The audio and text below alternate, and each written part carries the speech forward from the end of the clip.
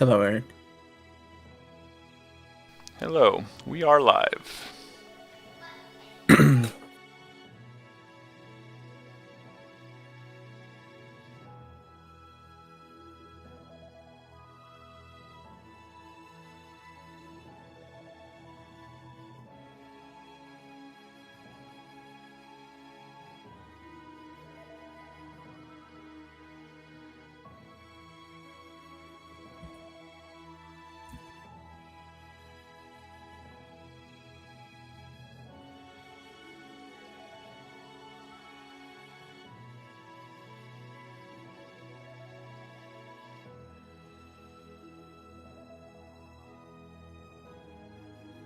Are you good to go, Eric?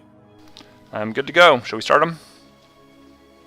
Yeah, you may hop over there and tell them they're good to go. Let me do the intro.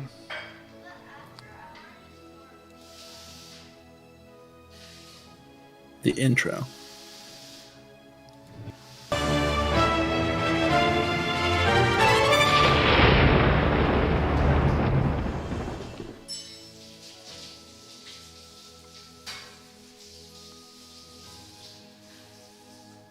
Alrighty, they are good to get start. All right. Welcome. Good morning, everybody. Welcome to our exciting 2v2 stream of Skytear. I am Tim, and I'm joined today by Eric. Hi, everyone. They're flipping the coin, and we're getting going here. This is sure to be an exciting day of shenanigans and fun. Okay, looks like they're throwing the coin. Total randomness there. That's how it works, right? All right, so it looks like we have today two different teams. We have RGCommander and bsweendog. They're playing a blue-yellow lineup that I'm sure that most of us have seen before. And then on the other side, we have Gameslayer and Oracle, and they are going to be playing with, a pretty standard blue lineup, but then dropping in some green heroes here. What do you think about these lists, Eric? I think they're really interesting. I think we've seen a little bit. Gameslayer tipped his hand a little bit in the Discord earlier this week, and so we'll talk a little bit about what his major game plan is, but I think they really just need to get to round 3, and then we might see some fireworks. And then the blue-yellow list, that's a very control-y list, and it's got some tricks up its sleeve, so I am interested to see the different plans that these two teams have brought today. Yeah, it's important to note that this game is being played with a new draw rule. Previously, whenever you played a draw card, you had to split the draws as evenly as possible between the two players. But now we're playing with a rule that you have to draw all of the cards if you played the draw card. That's right? That's correct. So still, if you kill a hero, one card goes to each player, but if anybody plays a draw card, it has to go all to the person that drew it. And I think the reason for that was last week we saw some abuse where one team was just passing all the cards to the other guy, and they went off like crazy. So anyway, I know we'll talk a little bit about Gameslayer's plan, but he thinks he can abuse the fact that now the same player gets to draw all those cards. Yeah, it's interesting. I'm excited to see, where that rule ends up and where the game ends up at that point for 2v2. Yep. All right. So it looks like on Gameslayer's side, we have Nalaklan picked. That's their first pick, which makes a lot of sense with his shenanigans. Yeah, I think that's key to their plan, so he was going to be in there no matter what. And then on the other side, we got Astrida and Ekrit. That is Ekrit, and those are two excellent pushing people. So with these objectives today, that seems like not a bad idea. Yeah, two of the best specialists in the game, I think, without even a question.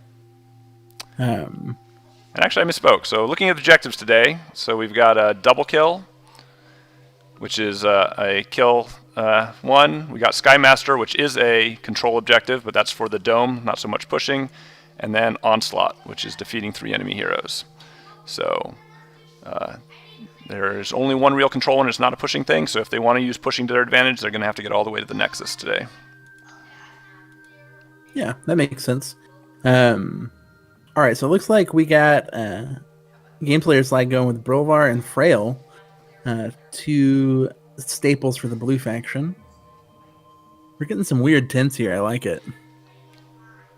So yeah, they're coloring their guys based on the person that is going to be playing them. So like Oracle there has got the yellow characters, so he's claimed those 2 yellow guys. So his deck of 16 cards is going to be comprised of the Brilvar and Frail stuff. So blue-green combo. I guess their whole team is blue-green except for Estrida.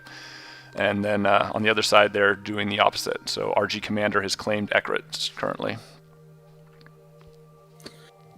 2v2 is a very fascinating format because whenever you're drafting the heroes, you pick the 2 heroes that you're controlling, and then you build your deck out of those 2 decks. So instead of having the standard 32 card deck, you have a 16 card deck, which I don't know if you guys have ever played other card games, but thinning your deck by half is a pretty wild concept. Yep. I think we're still very much in the experimental stages, and the whole the season that's coming up, there's going to be a season for the 2v2 coming up, and I think all of that is kind of looked at as a beta test, and so this is like alpha testing, I guess. We've got these streams every Sunday that Credo has been setting up for everyone, and so that's part of the reason is that he and Ricardo are still making tweaks and changes to the rules to see what is kind of fair, and then we'll have that league that's going to really put it through its paces to see if that is a good format going forward or if it needs more tweaks. So it is an evolving format at this point in time.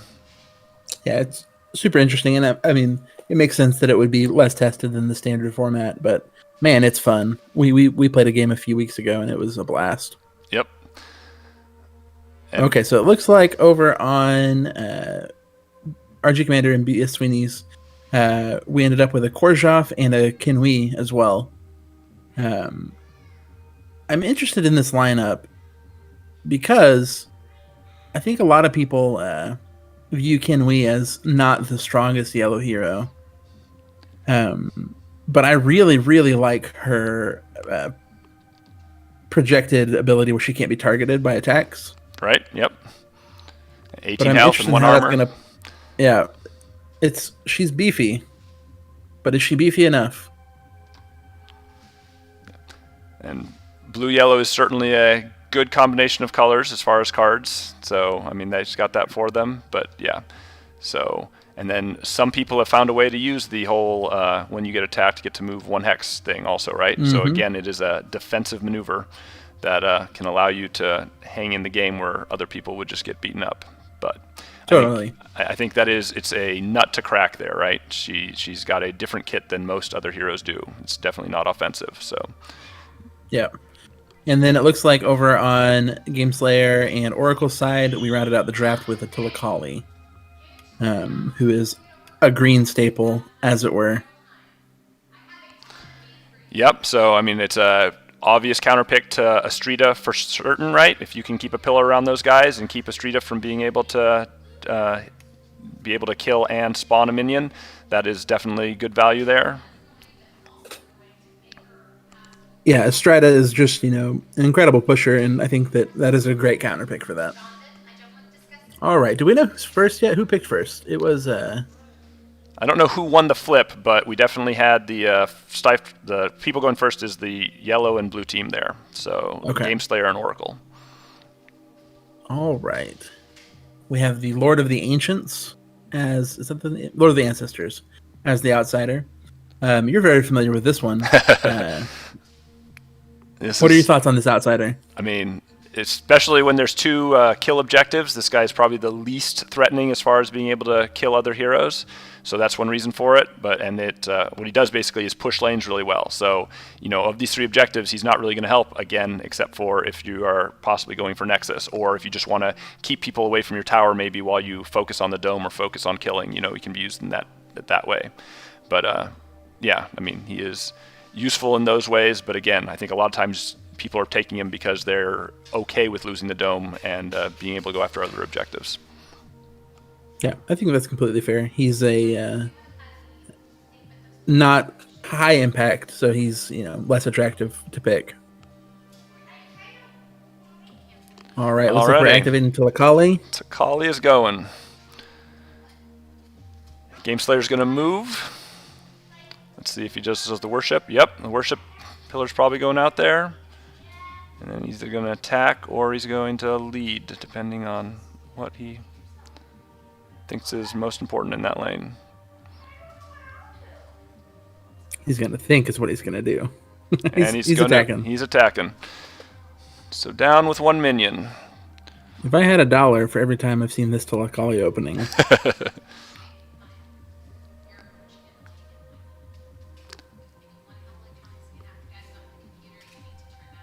All right. So now the question is, does Estrida switch to the other lane, which she certainly can do?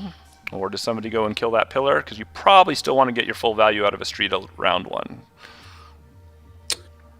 Yeah, I mean, I think that the easiest thing is just to switch lanes, but I could also see, Korshov getting in there, shapeshifting Estrida, moving up and killing the pillar. Yep.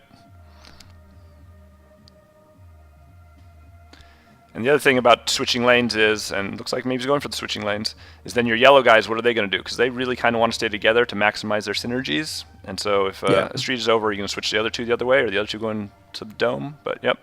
Alrighty, Estrida's going, and she doesn't care. She's just heading out here anyway. Wonder if she's just going after the pillar. Worshipping herself, okay. Interesting. I've got to assume if she's attacking a minion here, it's going to get soaked by Telecalli. Maybe this is a tricky way to force Telecalli to take some extra damage, and then they're going to go after her. So there's the attack, yep. Let's see what she flips. She's a base of 2. Another 1, so 3 damage. And yep, Telecalli is going to soak that 3 damage. So yeah, that's auto choice. Yep, pretty much. But she doesn't get to use her armor that way. You didn't have to get line of sight on her, so it does take some damage on Telecalli. So if you get a couple of those in before they realize what's happening, sometimes you can zap Telecalli early and just get her off the board. I'm very aware with a zap to Telecalli. So is that a Brilvar I saw pinged on the other side now?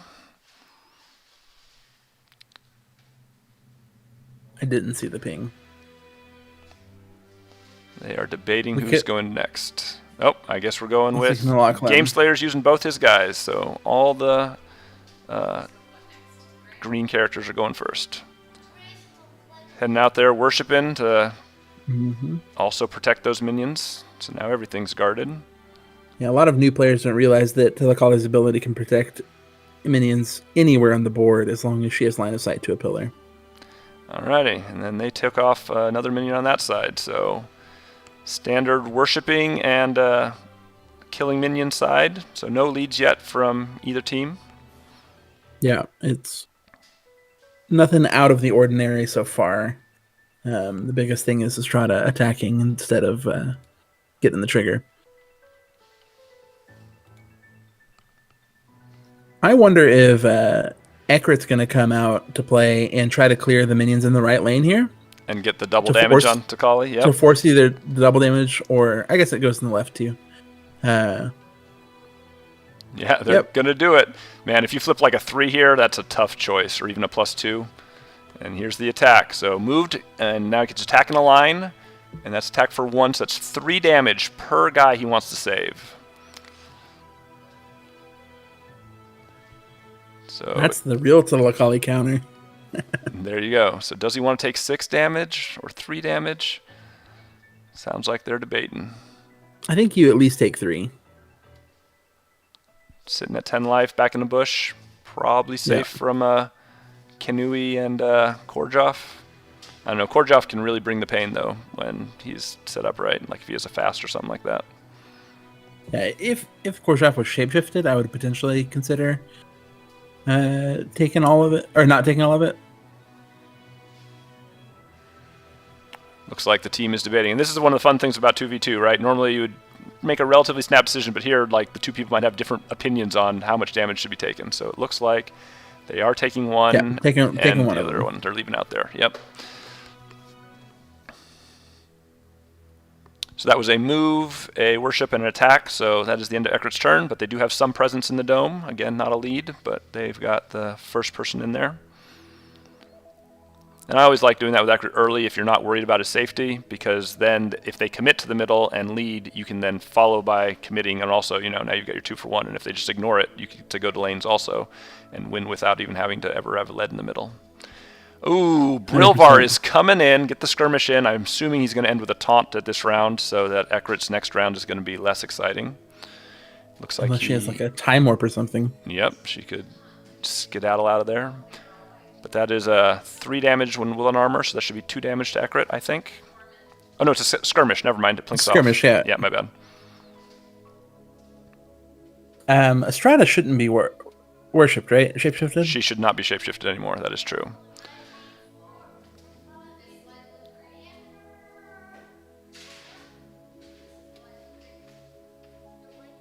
I'm going to let them know. Yeah, you can type it or you can jump over in their chat channel and let them know. I'm just going to type it. Okay. Alright, so Brilvar, now what's he do as a second action? Because the last one's almost assuredly the worship, so probably it's to lead. Yep. Leading from hand even, so he wants that dome, makes sense. And then... yeah, looks like we're exhausting while we worship. Yep, and then we're going to get the taunt on. So not a tauntaun, that's Star Wars, Eric. And there we go. They got the worship. They got the worship away. Nice. Alrighty. So here, the dome is now being controlled by Gameslayer and Oracle. So the question is, does Kanui or Korjoff want to get involved in that little scuffle in the middle? I don't think they do. I mean, I think that the only reason that you would want to is so you can go for the Skytear Master. Sure. Because the Outsider itself is not going to do much for you, I don't think. So the question, though, is if they're not going for the Skytear Master, what are they going for? Because the 2 kill conditions... it looks like they're going for a kill. That's true. A Takali kill? Yep, that's true. So... Korjoff's got some teeth. Alrighty, let's see what he does. He's just moving.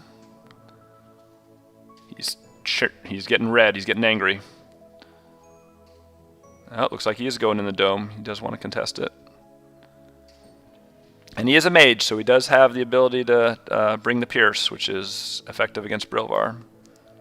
Yeah. We're probably going to see a lead in a worship here.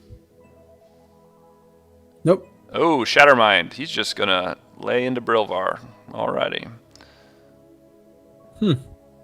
I think they're going for a kill, Eric. I think they are. I think they're trying 3 kills. So Takali, Brilvar, and Nalaklan? Yeah, I guess whoever's available after that, right? Yeah. Brilvar is an interesting choice of target. He's beefy. Mages help a lot, but... Yep. That was an attack there for +0, so that's 3 more damage. So Brilvar drops to 11. I will say, one thing about this game that amazed me when I first started was how quickly heroes die or get to low health. Right. Like, whenever I first looked, I was like, oh, 18 health with 2 armor. Like, he's going to live forever. Or 17 health with 2 armor. He's going to live forever. It's like, nope. He does not. And they went with a lead, and it's from Dex. So they're taking a little bit of chance here. They need a 2 to tie and a 3 to be able to prevail in the dome. But I guess that's better for them than this skirmish action. So, yeah. So now we're back over, and yep, it's got to be Frail doing something. So where does she want to spend her time? And for people that haven't seen the streams before, even though you can't, we can see the red player's hand from my view. You can't see the blue player's hand, but on the right-hand side, you can see the number of cards in their hand on the right hand above the life totals. Another excellent part of the heads-up display over there. So we know that the blue and yellow guys have 3 cards. Oh, I guess no, that's just the blue hand that has 3 cards. That is a little bit annoying that we can't see how many cards in the yellow hand without me scrolling around, and I want to avoid doing that as much as possible. In the yellow hand is 2 cards. Okay, because they led from a hand with Brilvar. Yep. Yeah, so they're at 5 total. On the other side is 5 total as well.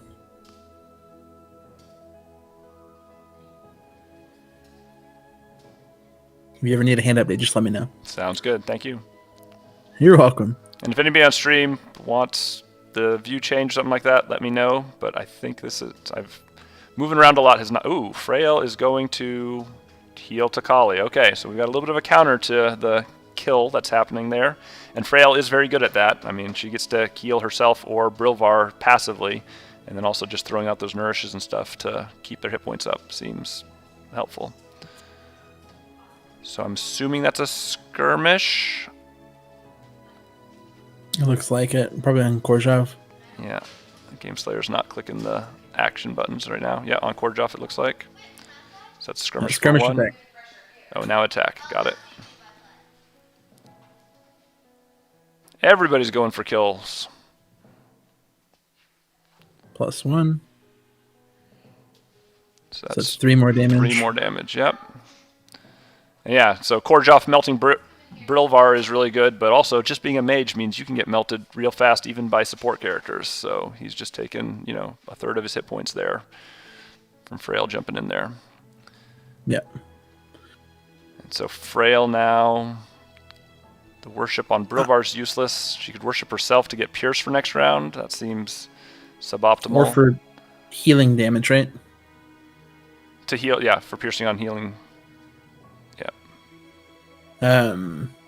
I almost wish that Brilvar had attacked Ekrit, and then now she could worship Brilvar for him, get the heal. Right, and that's fine. But then if Korjov doesn't go to the middle, then what are you going to do? Send Frail to the middle? So I guess the reason you don't know that that ability that you're going to bring Frail into the middle at that point, right?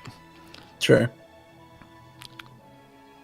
There's some thinking going on by Gameslayer's hand right there. I guess they're moving as their last action. Getting right up in the face of Korjov. Nope. Staying back by Brilvar. Okay, so the two of them are making their little own blue bubble there, as it's called, I guess, when you have 4 blue characters just hanging out really close to each other, since they give passive abilities to each other. I guess one of the reasons to worship her is also to get her armor up, because Brilvar would pass that to her, but it doesn't look like she's their main target yet. Yeah. For some reason, she's rarely my main target. I think it's just like she has a very unoffensive presence. Right. She does a lot of little things. Alrighty, so we got Kanui, the one that we don't even know how to use properly, so hopefully they school us and show us how powerful she can be.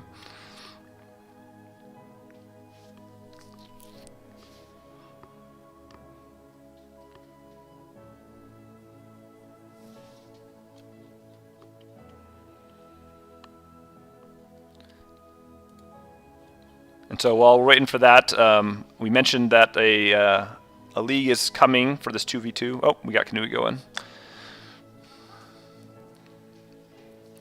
But if you want to sign up for that, if you jump in the multiplayer channel on the Skytear Discord, or if you reach out directly to Kurito, he is in charge of setting that up. So get yourself in there. If you're just one person and want a partner, he can help arrange that.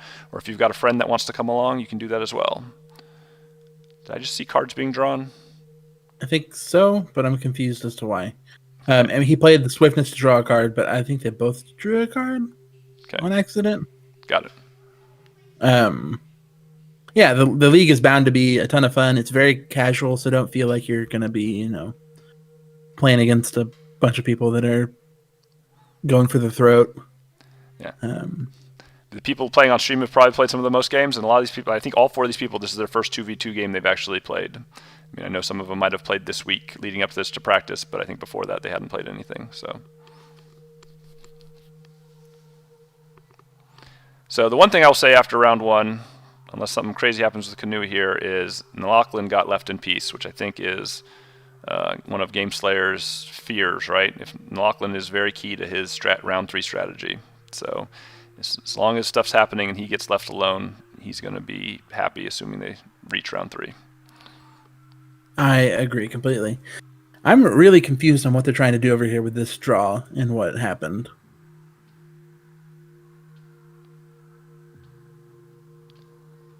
I think maybe they hit the draw button and it just gave a card to both of them, and they were just putting the one back and shuffling. They were probably just figuring out how to get that card back out of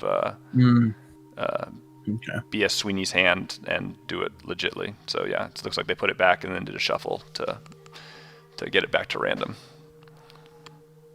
Alrighty, so we got a move.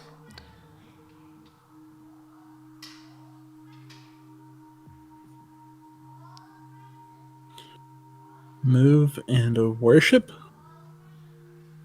Putting it in that bush? Is that what's happening? I don't know. I think it's Gameslayer pinging over there, so I'm not really sure. It looks like an attack. And so here's the attack action. So that's a +3.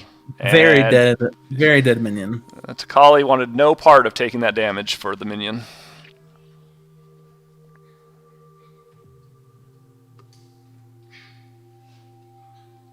So we have a move and an attack. And then skirmish backwards into the bush. Is that what's happening there? maybe? So she is a melee character, so she doesn't get to do any damage off that skirmish if that's what they decided to do. So it's interesting to do that and not just worship, because worship seems pretty good. But yes, it looks like they are moving to the minion phase. So we've got no lead cards on this side over here. So the token moves 1 in the direction of the blue-yellow team, or towards the blue-yellow team. So it'll be 3 versus 2 minions on that side. 4 versus 2. Yeah, Takali didn't lose any. Okay. And verse 2, it took out a minion, the only minion that was still left there. And then 2 got put back. Yep. I was like, he only killed 1 minion though. Don't mind me, everybody. So on the other side, it's only one to move 1, so that's maybe a reason not to lead, because especially early on, there's not much reason to win by 1 or by 3. Both of them put you in a tower range, so it's where they want to be, and so they will be ahead 3-2 over here. So we have a little bit of, strategic pushing going on. Nothing major yet, but both sides have a tower they can threaten some damage on, get extra cards from. And then the big fireworks are happening in the middle, where we've got half of the heroes sitting in the dome. And the real question is, what is that Korjoff lead? It's the question we all want to know. It's a 3. It's a 3, so we tie. So no Skytear Master. From the top rope. Boom. That ice wall. I like the ice wall People card. say ice wall's not a good card. Come on. On the other side is a mud flood, another card that people might denigrate. But in this case, it's exactly what you wanted on round 1. Alrighty. I think it was actually a rampant hatred. Oh, was it? Okay. But still. No, that card's not denigrated. That one people abuse and use. So we get to advance to round 2 now. Giacomo's asking if you can zoom in a bit. It's sort of hard to see the miniature's position. Okay. So this will show all the characters.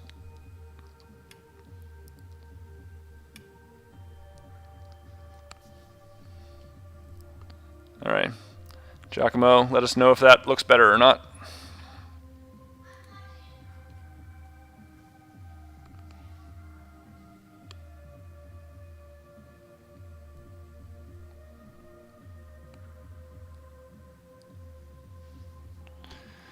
So they've drawn up their cards. They're probably strategized. The first activation is always the toughest. It's like, which of your characters do you really want to have go? So they're taking their time and figuring that out.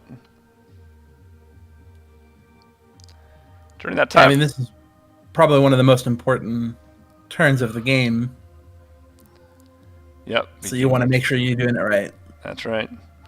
And these are all 4 of these people are not like friends that have played together before, so they've basically just met this week to build decks and everything. So, I know that there's some difference in play styles that are happening, and nobody's minds it, right? They just are like, they compromise. So neither of them got the deck they probably would have built on their own, but that's great, right? That's part of the 2v2 fun, is learning how to play with somebody else. Alrighty, we got Takali, and she's jumping from bush to bush, so she wants to stay hidden. Worshiping. She started with a Gathering Storm. Got it, missed that, yep. And then she's going to do the worship action, which is going to get her healed a little bit. That is one of those abilities around there. And not for much, though, or for nothing. Oh, I've done that so many times. I feel this deck probably has a lot of 0s and -1s in it, though. I would agree.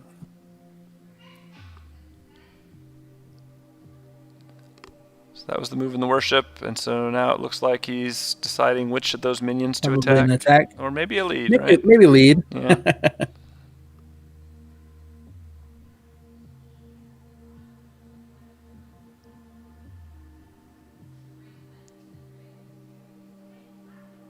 I think I probably lead if I have anything in my hand that's worth it. Because and now you're in range of tower, so winning by a lot is a good thing, right? So. Yep, lead from deck. And we are playing with the new rules, so there's no chance of a twist coming over here, Twisted Allegiance. So you're probably pretty safe in the bush there.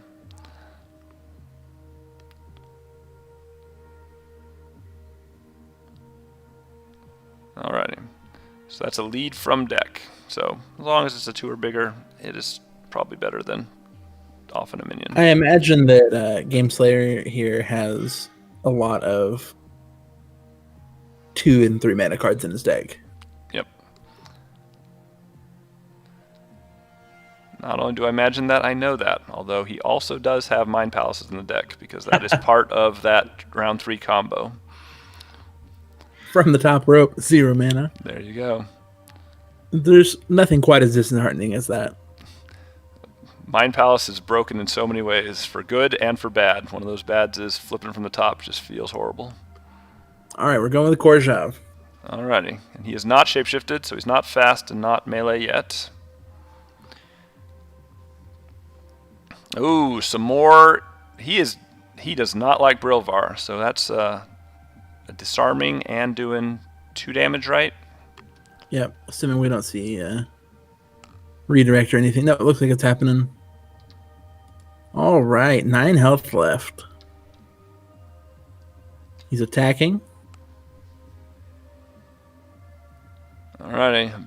2 3s here. For this in the skirmish would do it. For a +1. So he's 4 total.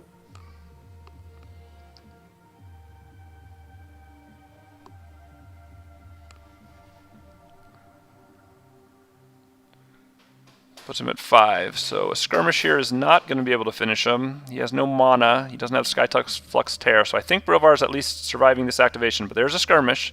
So they're going to try and pump a little bit more damage into him. He could have a Mind Palace. He could have a Mind Palace of his own. That's true. +0. 0 so skirmish. No damage there. Okay. So Brilvar's sitting here with 5 health. And anybody else that wants to attack him the rest of this round is going to have to do it through armor. I think that you probably skirmish out of the dome to the left there. I mean, yeah, you've already taken... You saw what Frail did last round. I mean, if anybody... I guess there's nobody with teeth in here, but if both the blue guys ganged up on you, that could be a dead Korjav. Disarm makes it less likely from Brilvar, but... That's true. Yeah, my guess is Brilvar just stays around and makes sure he holds on to Ekrit and activates after Ekrit, and then he'll probably follow Ekrit and do it again next round, because neutering Ekrit like that seems like a strong play for Brilvar. And he's getting aggressive. It looks like he's going to think about going after Takali next round. Just getting in the face. So that was attack, skirmish, and probably worship. And nope, move. Just moving. Oh, he's getting over there. Okay. He's got a plan. Going into lane. Oh, he just wants to get in lane and help out over there. Okay. But it puts him in a spot where, well, it takes 4 to get to Kali next round. Yeah, I feel like I'm fine with him going and hiding over there, but I don't know. I mean, if they're going for kills, they don't really need to push the right lane, right? They just need to not lose. So maybe he's also not wanting to lose on the left. And yeah, hiding. Basically, he can get to any of the guys that they've started targeting so far, right? Brilvar and Takali will be kind of within his range next round when he wants to go. And they're going to probably have to put up some kills next round to, I mean, it looks like they're going for the onslaught victory, right, at this point. Yeah, or double kill could happen still, too. That's true, right? Getting down to 5, get somebody else low, yep. But as we all know, that's a lot less normal than Onslaught. Sure, but I mean, if he's packing these Migraines and Shatterminds, I would definitely expect that Nightmare Incarnates is also in his deck. So that is an excellent card for finishing off double kills.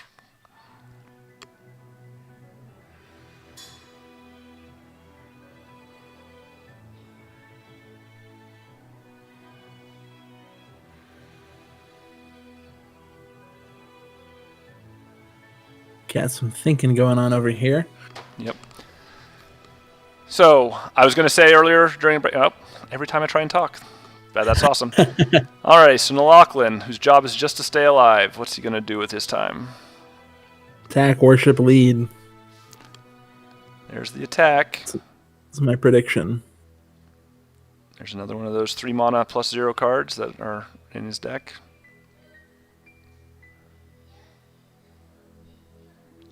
What does the worship get him? Back.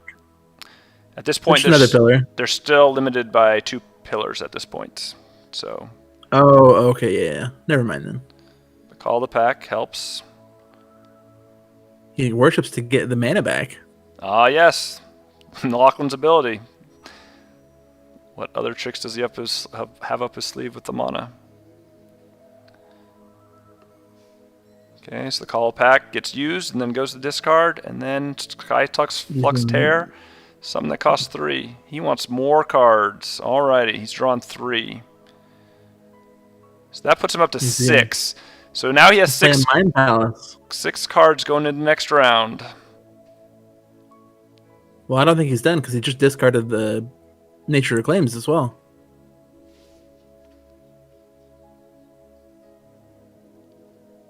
Turn 2 infinite? Is that what we're seeing here? Turn 2 infinite? I don't think you can do that, can you? No, he's having second thoughts.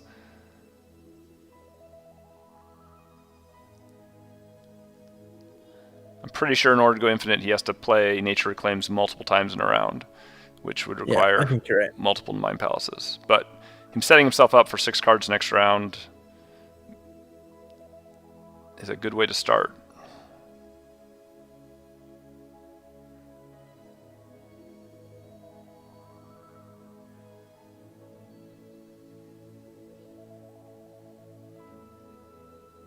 All right, then he's moving. He's just getting out of dodge. He's like, if you want me, you got to take one more step to get me. Which is fair. Oh, he's thinking.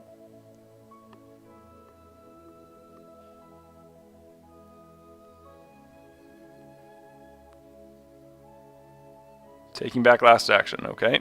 So he's got something else. He's going to lead. Just lead from hand. That makes sense. Oh, and from hand, yeah, because you're about to draw a card anyway. So he'll still be at 6 cards going into the next round. Because him and Takali are done. So basically, Gameslayer's characters are all done. So all that's left over there is the Brilvar and the Frail to move. And they're tapped out on mana, so they are done. And I imagine that Brilvar's going to go last, so we'll probably see Frail next. That would make sense. That's true. Ekrit probably waits it out and goes at the very end to if Brilvar wants to keep him taunted. Brilvar has to just stay around here and do a taunt action.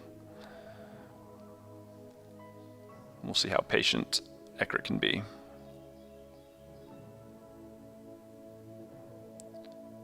Because he can certainly go and wipe out a pair of minions in multiple ways if that's his plan, if they want to try and push this right tower down.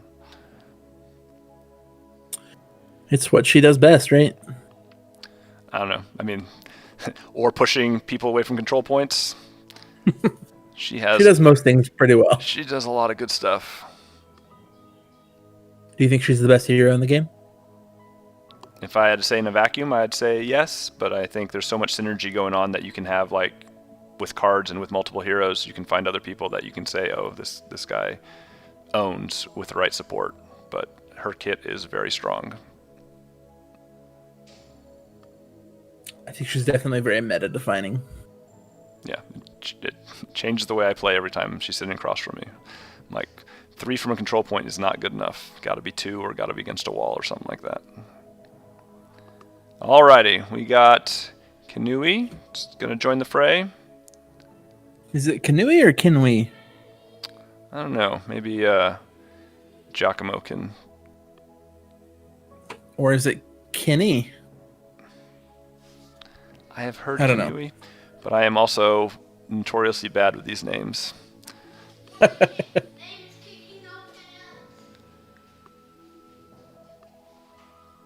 All right, so we moved up. Probably gonna. Oh, he's getting his illusion out there. Okay. And then attacking a minion. Attacking a minion that is not adjacent to a pillar. That is not covered by a pillar. Yep. It's a dead minion. Move, worship, attack. Ooh, charm off the top. That would have been really nice to have had in hand, so Ekrit could get rid of this taunt.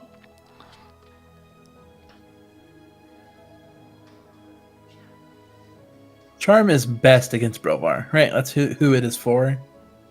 Yeah, I mean, it's a reaction, so if you do it against Astrida also when she's in the middle of an attack, you get a lot of value, but I think Brilvar is one of the main offenders of it, yeah. I guess also had someone... Gulbjorn in the middle of an awesome skirmish, you can do stuff to him too, but yeah. I have had it played against me whenever I was using Frail to deal damage with healing spells. Mm. And then they removed the charm, and then I healed their heroes instead of damaging them. That's brutal. That was pretty bummer. I like all the little interactions in this game. Like, it goes so deep. All right, Brilvar's going to go first. So he's skirmishing, and he's disarmed, so this should probably do at most 1 damage. It's 0, though, yep.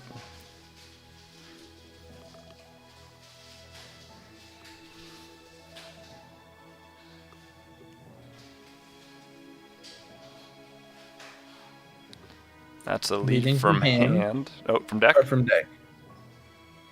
Who knows? There we go. Looks like from deck, yep. We're using that convention. When it's sideways, it's from deck, and up and down is from hand. Which I think has just made a world of difference, and people not having to ask every time, where's that from again? And then looks like, yep, he's turning his taunt back on. And he heals 1, right, from Frail, because he's near Frail. She flipped a 0, I guess, so healed 1, or was it a heal 2? Heal 2, I guess, up to 7. Yeah. I mean, that's the free heal, right? He was totally going to taunt anyway. He gets a couple bonus points of hit points. Is that why her name is what it is? It's free heal? Alrighty, Astrida, casting the Presence. Great card. Talk about a faction-defining card right there. How many blue decks aren't running that card as a triplicate? Yep. I mean, Biding Time is almost playable, so I even see some people playing it in decks, and this is, yes, it costs 2 mana, but adds on the all-important +1 to the leads. So... which is just a very, very good ability. Yeah, there's only so many ways you can do leading. Alrighty, so he threw away a Nurture, it looks like. And a Shattermind. Oh, he didn't like any of it. Okay, so it looks like he's looking to... probably looking for a lead. Looking for a lead, yeah. But first we're going to attack a guy next to a pillar. Interesting choice. Again, maybe trying to get Takali to take the damage.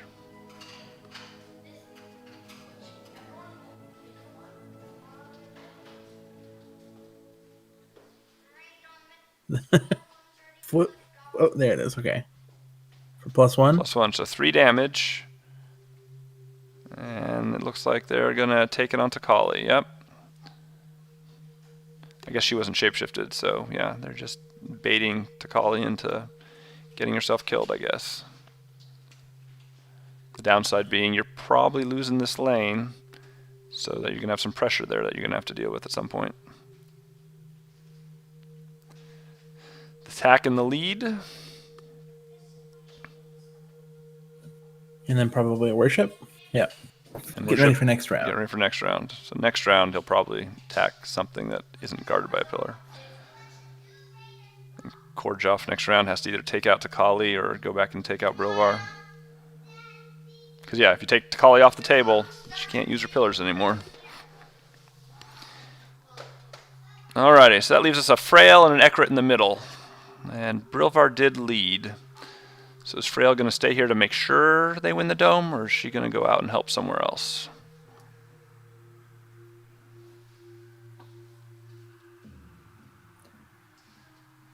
That is a very good question.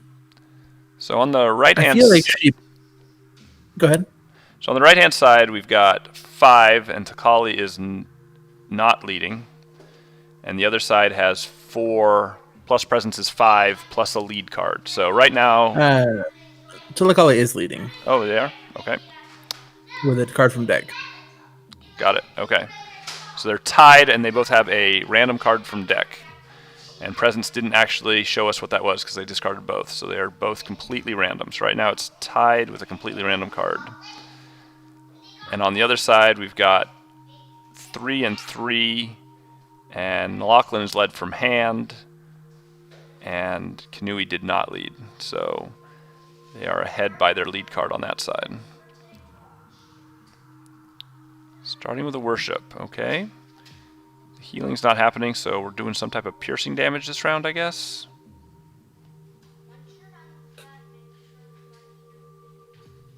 Attack, okay. So a 3 piercing attack into Ekrit. That should all hit.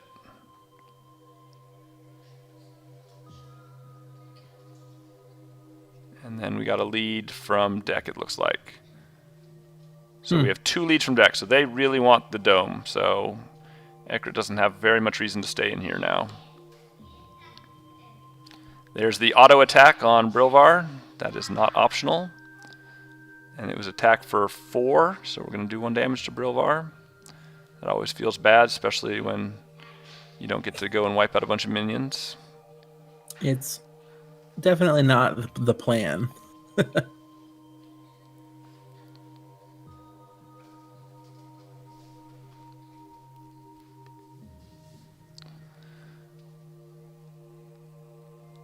Well, it definitely looks like we're getting to round 3.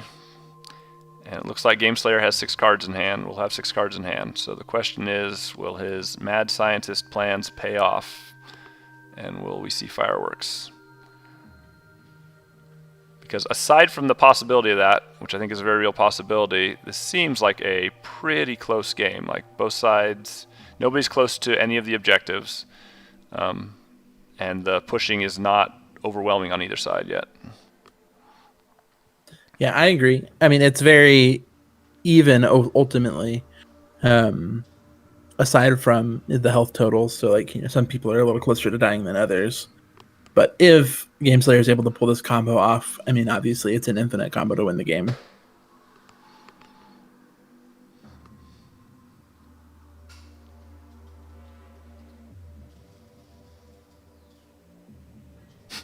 So Ekrit knew he had to activate, and he knew he had to attack, and they were like, now what do I do, huh? What value can I get out of Ekrit? Maybe they're debating if he can possibly hold the dome. I mean, with 2 cards flipped, that seems unlikely. I think that she just leaves the dome. Probably goes to the left and tries to push that back a little bit. Or push it forward a little bit, I should say. Forward, but yeah, maybe even get some tower damage in there. Yep, okay, so we're headed over there with a move. And then no attack available, so probably the lead. Either a lead or a worship, but probably a lead. And they're debating what the right location is for them.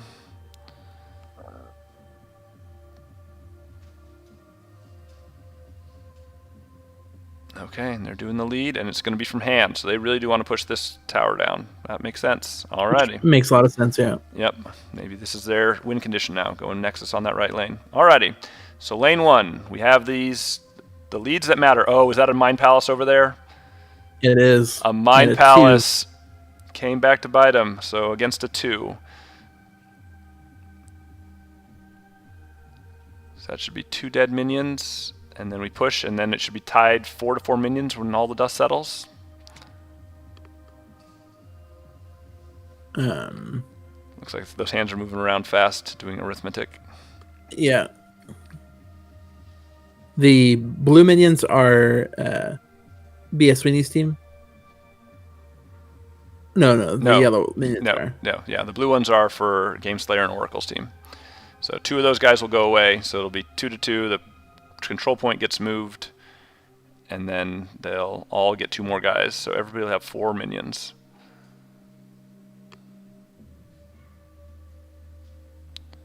Fascinating. And it actually only pushed 2, so I mean, not that Korjoff wants to stay there, but if he wanted to, he could, right? I mean, they only pushed it just enough to get in range of tower, and all their guys can just sit there and do like attack, leads, shapeshift or something like that next round.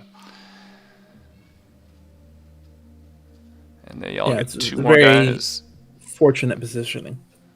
And surely 2 of those guys are going next to the pillars, yep, but the other 2 are not. So there's going to be plenty of targets for Astrida and Korjoff if they just want to go and do a push on both sides next round. That said, we know the dome's going to Oracle, so one of these lanes is going to get messed up by the outsider this round. He's not putting 2 minions by the... No, the blue ones are the minions that go by the pillar, so they did. I'm sorry. I'm getting backwards on the... Yep, they're all mixed around minions. every which way. Alrighty, so we had a 3 flip from Mekarit, so that's going to be a 3 push, right?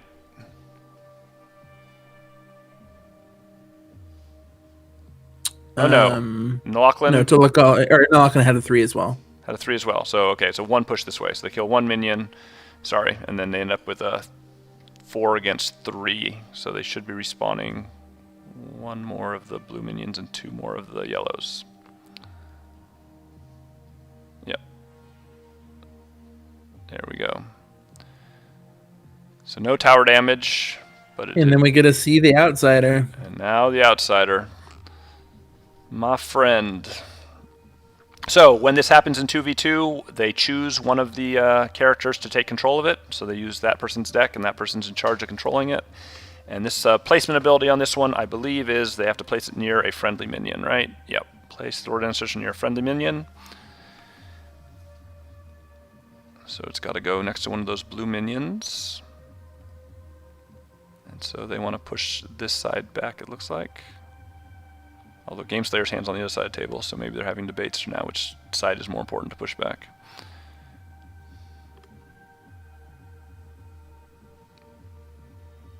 The left side feels more important to them, to me. Because they just need to not lose if Gameslayer's going to go for his combo. Yep. I mean, this is the side they're a little bit... The other one they're tied 4-4 minions on. This side they're behind 4-3 minions on, so... I don't know. They feel in similar positions, right? They're both in tower range. They're both basically 1 against 2 hero-wise, but the 2 guys in the dome can go and shore up a lane if they wanted to at some point. So now the question is what to attack. To attack a minion, to attack the Mekarit image maybe.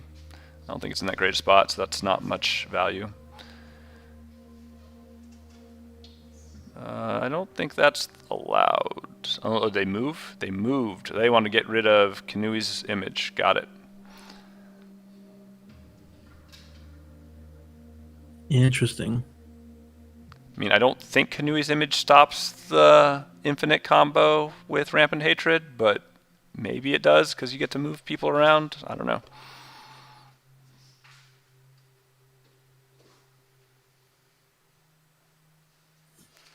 Yeah. And they're going to spawn a minion. So now after all that, both sides have 4 minions. Welcome to the game of Skytear. There you go. Minions are important. I mean, and we're getting into round 3 where somebody easily could have a wind blast that just makes one of these lanes power zoom, right? Alrighty. Yep. Next round. Alright, they're cleaning up. And then let's see what they can do. I mean, can Gameslayer do the combo without activating Tolakali first? I believe so. I mean, he might want to just because he gets an extra draw in, but no, it looks like he's confident. He's just starting with Nalaklan. So let's see how this goes. All right. So he's playing an Amulet of Movability on Tolakali to thin his deck and cycle. Doing it again. Oh, yes. That's so, yeah. So using Takali for mana that way. Yep. I'm going to actually zoom down a little bit because I think this is where the action is going to be happening. Consulting the Heart for Nature Reclaims to draw 3. Mind Palace to discard all of those. And he's just zooming through this. I feel like he's done this a couple times. Draws 3. This last week. Mind Palace. There we go. It's happening. Draws 3.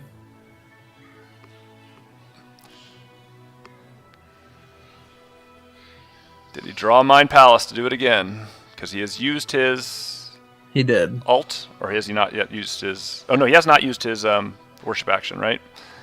Right. But he got to draw into another one. There he goes. He draws. So very soon he should have his entire deck in his hand.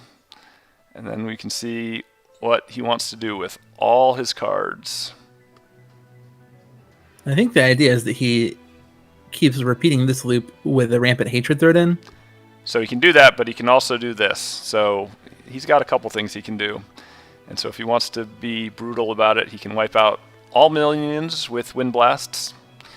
I think he can make like 20 minions in each lane with Call of the Pack, and then he can Rampant Hatred infinitely to kill all their heroes. So let's see if he can accomplish all that. Because he does have 3 cards in deck, so I don't know that it's guaranteed at this point. Maybe it is.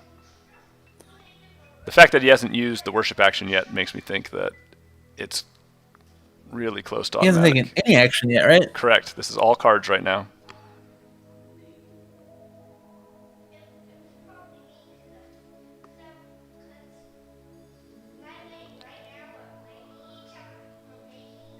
Well, this is fun. Yep, this is where we get into combo. Okay, we're finishing off the rest of the minions, and I guess, or no, we're just doing 2 damage to Kinui there, huh? So just taking 1 at a time, basically? Oh, they just agreed that he's doing that infinitely. He explained how he's going to do that again and again and again. So Kinui is off the table, and we have 1 kill for Onslaught. Did he draw his cards for the kill? Does not look like he did. Maybe they just don't care. Oh.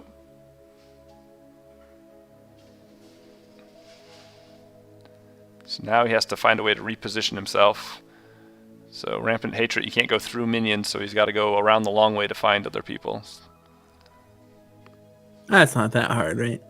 Yeah, unless you were blocked in or something like that, I think. You just have to do more Rampant Hatreds. Not only that, he still has his action, so he could move, right, if he needed to. Yeah. Oh, Call the Pact. He's going to call the Pact. Now, if he surrounds himself, that would be hilarious. No, he's doing it. He's going to have to use a move to get out of there.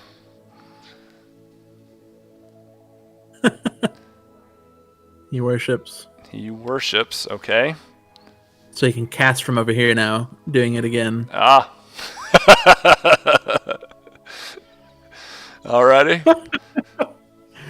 Oh, a bizarre game. So, as Gameslayer was talking about this, he said, hey, is this going to be okay? And I think Ricardo's response was, prove it. I feel like this might have been a prove it moment right here. It's very possible. Playing Mind Palace again.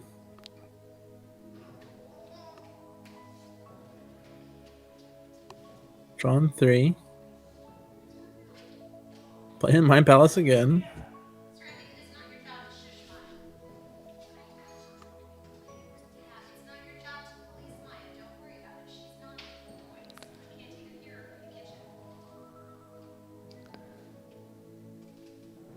Alright, Rampant Hatred. He can't go anywhere. He's trapped.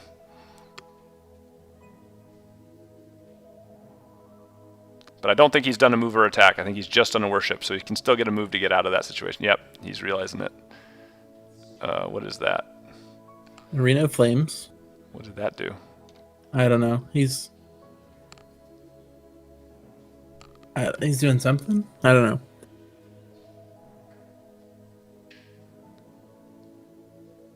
I believe once he gets out of his little self-imposed exile inside the minions, I think he's going to be fine. Yeah, so he just realized he made a mistake. Didn't do anything. He's going to draw it all back. He's going to do a move action to get out of there.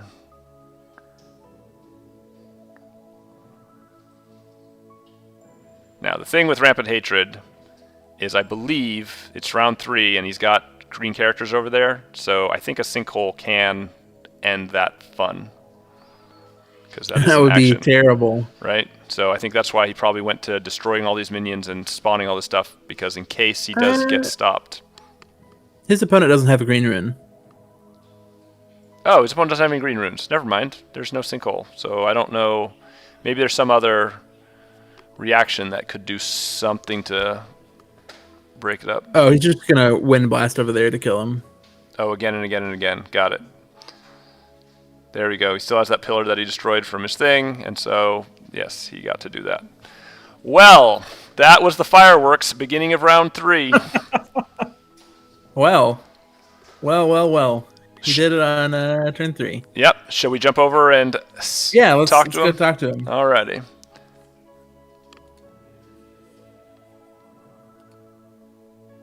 Thing. No, it's absolutely brilliant.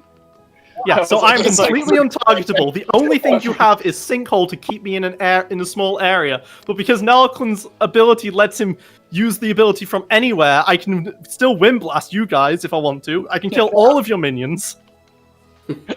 And then it's like, well, okay, man. you're respawning next turn, and I'll just do it again.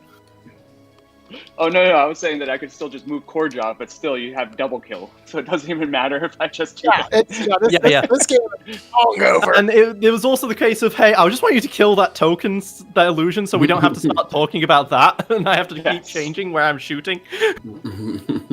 Oh man. So yeah, I mean, even if somehow you stop this, Takali could do it, because all that Nalklin needs to do is be here to get me my start, right?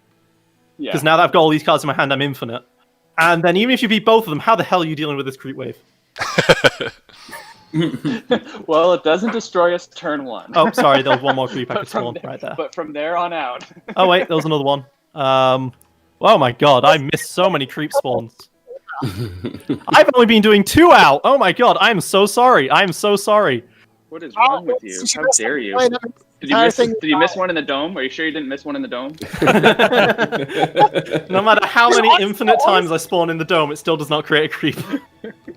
Honestly, okay. I was going to say, is there anything that's four hexes away? Because technically, the dome would come first, since there's dome squares that are 3 away. What? Okay. No, Yeah, there's nothing. Well, no, because I can only spawn so long as I'm within line of sight of the token. Okay, that makes sense. So I can only spawn up to 3 away from the token. I checked the rules. I could not just do an infinite amount of creeps. I just could not do it across the entire board. But yeah. So I think Mind Palace needs banning from the 2v2 format, honestly, because it's causing a lot of problems. Hey, they asked you to prove it, and here you are. Yep. I said, as the good evil mastermind that I was, I said, heroes, on Sunday, you will die to my infinite combo. You'll have 3 turns to stop me. Good luck. And you guys did not just immediately send all 4 heroes to kill Nelican at the start, which is what we expected. Well, I didn't see this, I didn't realize we had turn time bomb on us, or that would have been the plan. Yeah, I saw you guys. I was like, I guess the one thing that could defeat this is like an Ixotaxi. So we're gonna bring our own Ixotos to Ixotaxi to the other end of the map if they Ixotaxi to us. But other than that, yeah. Good game. Good game. That was entertaining. Love you and hate you at the same time. It's a really awkward emotion. It feels bad, but at the same time, it's like, oh yeah, I should probably kill these creeps as well because we wind blasted those. Yeah, it's just in case it wasn't clear. You guys were talking about playing the game. We took the outsider and stuff. You're still talking. You feel like you're in a decent position here. No. Nope. No. Yep. Can we flip the table now? At this point, I think a table flip is appropriate. No. And the best part is, it's not really Nelliclin's abilities. Well, okay, his ability to play any color is nice, but even with just Rampant Hatred, I could have beat you. Yeah. It's not Nelliclin's colors, or even his discard face-up cards. It's his goddamn ultimate that allows this. Yeah. Because his ultimate is effectively a draw 4 with Nature's Reclamation, which is just enough to make this a very consistent combo. Because I was trying it without his ultimate, and it was consistent, but it was more like 60% chance I could do it. With the using the ult properly, bump that up to 85. Ish. I trained for this by playing 2 hours of solitaire effectively. Yeah.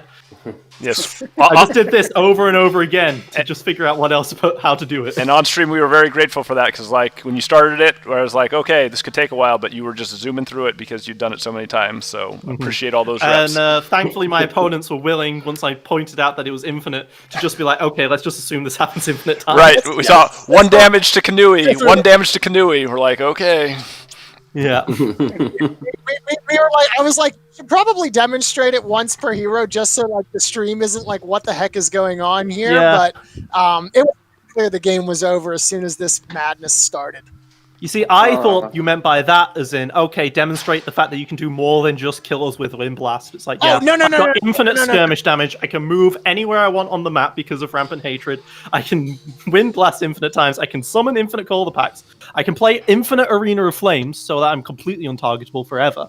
Because I mean, that's important, right? Yeah, sorry, I must miscommunicate. Yeah, the point was I just wanted you to demonstrate so like the chat was like, because if no one else had seen this before and they weren't in the chat, they might be like, wait, what just happened? Kanui got 100 to 0'd and there's a whole bajillion minions on the board now. What did they do? But that was really entertaining. So that we've now had 2 weeks in a row where we've had unbelievably busted 2v2 mechanics. yeah. Mind Palace needs to be banned from this format. Nalclin would still be strong even without that, but Mind Palace needs to be banned from this format. As soon as I read the draw 3s, I was like, okay, I'm just gonna break it. But then I heard about the frenzy changes, and I was like, I could break that too. But hopefully these guys don't bring a frenzy deck, and then we should be all right. Because yeah, our only worry was this entire deck was just protect the president, protect Nalclin. Yeah. That's all we had to do. And then you guys started going for Brilvar and stuff, and I was like, oh, perfect. Yeah, if it was a fair game, it looked like you guys had a slight edge, but Tim and I were there going like, oh, but that time bomb is ticking down, so... Yeah. Yeah. I saw double kill, and I was worried because the only 2 victory conditions we cared about was double kill and invasion, because there was a chance you could have got either of those off before turn 3. Yeah. That's why I was like, get Brilvar. Get rid of him. Try to put pressure by killing minions. Try to make them take damage. Nope, you were like, sucker. So guys, too fast for you. You're too slow. You're too slow. So for the last 5 minutes, we've just been letting you guys go on, but you are on stream, so people are listening to this recap. But I think it's been really helpful. Just for everybody else, anybody that's interested in this, obviously they're going to probably look at these and make a couple more tweaks. But we're starting up the 2v2. Hopefully. Otherwise, it'll be an awful lot of Nalclin and killing Nalclin in the first 2 rounds. Again, I specifically mentioned this as being the thing I was going to do and said, please ban it first. And you guys are like, no. I'm glad I got to see it. Yeah. It was cool to see, man. All right, everybody. Man. Thank you so much for watching. Yeah, thanks for having us. Well, thanks for joining us, everyone. This was entertaining. Thank you to my opponents for being good sports. If I had this done on me, I'd be very upset. No, man. Everything you did was legal. So you discovered this dirty combo. Like, it's all legal. So what's to be upset about? And thank you to my teammate as well for willing to go along with these shenanigans rather than play a It was an interesting game. I just had to fill up the swing pool and attach the lasers to the sharks and watch the evil genius go and do his thing. Oh, man. He was a great Igor. Turn 1, you didn't even attack Nalclin. It's like, alright, this is a 1 game. Oh, that was hilarious. Love it. Good game. It was a good game. I learned something today, which makes this worthwhile. I learned that Gameslayer is an evil genius and needs to be my best friend. I'm just going to straight up dodge the 2v2 tournament because I don't want to play against him again. It's like, I don't want to play against him. I'm like, but I do. I don't want this to happen again. Show me how to break it. Honestly, now that I've seen this, like, yeah, if you could rush down Nalclin and put him out before this bomb goes off, that would definitely change things. So, well, yeah, but then you've got to wait until I turn up turn 4. Like, winning the coin toss is pretty important. Yeah, that's the thing. You turn 4 when Nella comes back, even if he's been used the first time. It's then all of a sudden just like, all right, we're going to bomb him. But he's going to come back at some point, so we have to bomb him again. Right. And even if I don't actually get to do this with Nalclin, there's still a decent chance Takali is able to do it on her own. Yes. With some luck. Yeah. Oh, that was amazing. that was certainly entertaining. It was something. Yeah. All right. Well, I think we're going to sign off here. I'm going to give one last little plug. The Summer League is starting tomorrow. So today is the last day to sign up. We've got 90 people signed up so far. So if anybody wants to do that, that's out on the Skyterror thing. And that's not the 2v2, just the regular league. But you should get on over there and do that right now if you haven't already. But otherwise, thank you all the participants. And we will be signing off. Bye. See you guys. See you guys. All right. All righty.